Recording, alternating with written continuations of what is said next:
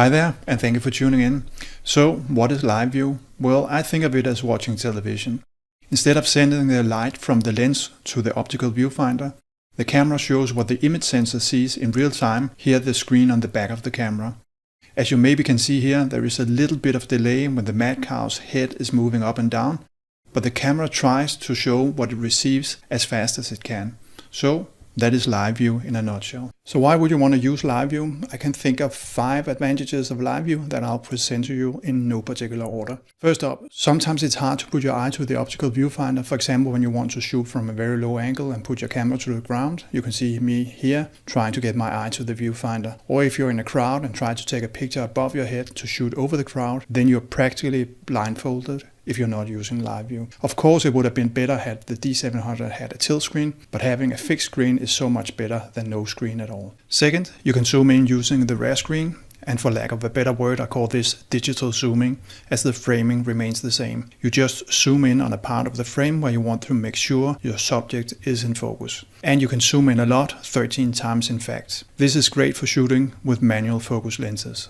Third, when in tripod mode, you are not limited to the 51 focus points sitting in the center of the frame. Shooting with single point focus selection, you can move the point to anywhere in the frame, also the corners. Here you can see that I focus on the bottom right of the frame and get the camera to focus here. I'll elaborate on the tripod mode versus the handheld mode a bit later. As you can see, the focus is not exactly fast. Fourth, more information can be shown in the rear screen than in the viewfinder, and it is not limited to the bottom of a frame as it is in the viewfinder. Here you can see me toggling through different overlay options, and I am particularly fond of the virtual horizon as I find it very easy to use. I know some of these options are also available in the optical viewfinder, but I find the ones here in the rear screen a bit more easy to use.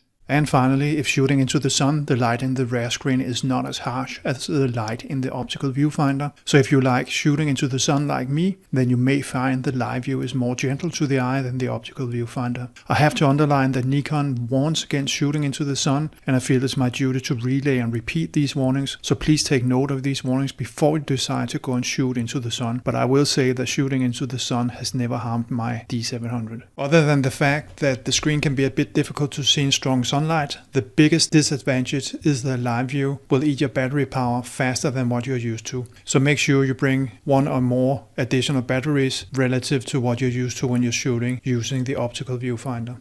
First, you need to turn the mode dial to live view, top left on your camera.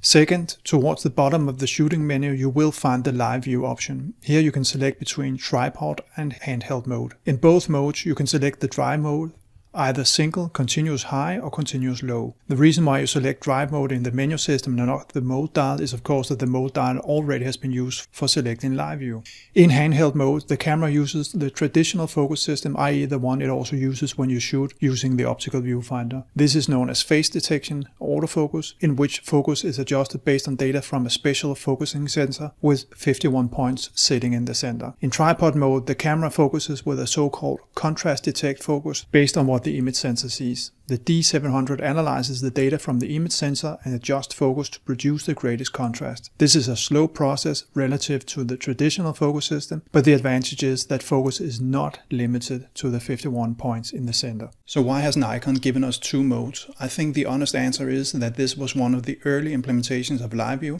and Nikon probably suspected that the contrast detect focus was too slow for some. It is fine for landscape and still shooters, but not for sports or fast moving subjects. So they decided to give you 2 ways to focus, the traditional and fast way, and the new but not so fast way. Let me take you into your camera for a few seconds. When light travels via the lens and hits the mirror in the traditional way, the light is reflected upwards and ends in the optical viewfinder. Along this way, the face detection's focus system gets its light. I'm not sure exactly where it happens, but for the purpose of this video, it matters less. When the mirror flicks up and the light hits the image sensor continuously, and that is transmitted to the rear screen, the face detection system is blindfolded and cannot work. So in order to work, the mirror has to flick back temporarily in order for the traditional focus sensor to work. That is why your screen goes black every time you focus when shooting in handheld mode. Okay, so back to the how-to part. In both modes, you have to press the shutter fully in order to enter live view and fire up the rare screen. That fooled me, to be quite honest, as I thought that it would suffice to turn the mode dial to live view, but you have to push the shutter down in full in addition. And then to take the picture, you have to push the shutter in full once again. And then you're back where you started.